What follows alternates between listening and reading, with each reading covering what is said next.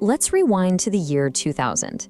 Back then, the European Union was an absolute industrial titan, producing nearly a third of all vehicles on the entire planet. China's share? A rounding error, just 4%. Now, fast forward to 2022, and the world has completely inverted. China's production has surged to 32%. Meanwhile, the EU's industrial base has been sliced in half, collapsing to just 15% of global output. This isn't a small adjustment. It's the single most significant industrial rebalancing of the 21st century. This is Auto Read. We decode the machines and the markets that move the world. So what happened? Well, this shift away from pure globalization was no accident. It's a calculated, strategic response we call Friendshoring, a policy designed for one reason: to de-risk supply chains from geopolitical chaos. The best way to understand this is to think back to the 2008 financial crisis. You had a single point of failure that nearly brought down the entire global system. Regulators responded by mandating regional clearinghouses to build firewalls and contain that risk. Well, today, governments are applying that exact same logic to manufacturing. They are intentionally breaking up the global automotive supply chain into regional blocks to contain geopolitical risk. And make no mistake, this regionalization isn't just some theory anymore. It's a reality, being drawn up by government policy and executed in corporate boardrooms. The evidence is now undeniable.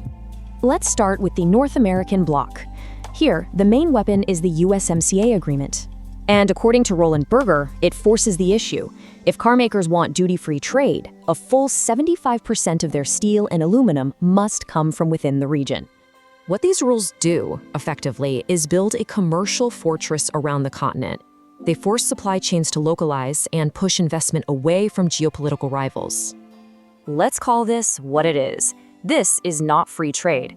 It's managed trade, deliberately engineered to sever dependencies and lock capital into a politically friendly economic zone.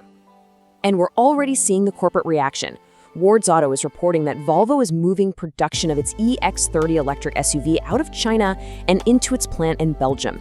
The reason they gave was explicit: to get around the EU's tariffs. The financial logic here is pretty stark.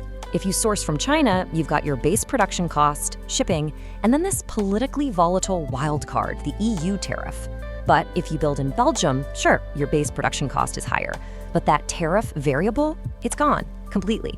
So this is a defensive calculation. Volvo is actively choosing price certainty and stable margins over chasing the absolute lowest possible manufacturing cost. They are paying a premium to de-risk their entire business from the weaponization of trade policy. But not every car maker is building a fortress. We're seeing an alternative strategy emerge: the alliance model. It's not about insulating, it's about integrating with outside players to navigate this new landscape. And the prime example of this is Stellantis' 1.5 billion euro investment in the Chinese EV firm Leapmotor. This deal gives them a 21% stake, and even more critically, a controlling 51% interest in a new international joint venture. The synergies here are crystal clear. Stellantis gets a low-cost, vertically integrated EV platform. Leapmotor gets access to a global sales network and much healthier profit margins than they could ever get in their cutthroat-home market. And here's the really clever part. Stellantis can sidestep tariff risks by building Leapmotor cars inside its own factories, located within these Western trade blocs. It's a form of regulatory arbitrage. So in this new balkanized world, there is one variable that will determine success or failure above everything else: battery sovereignty. Look, control over the battery supply chain is the ultimate choke point in modern car manufacturing. Period. Every single one of these regional blocs, North America, the EU, India with its incentive schemes, is now in a frantic race to localize battery production.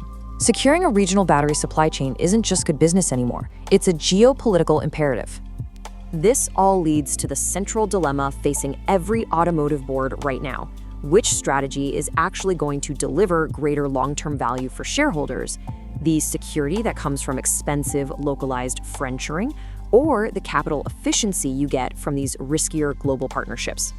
For data-driven automotive analysis, support our work by subscribing to AutoRead. Thank you for watching, and we will see you in the next breakdown.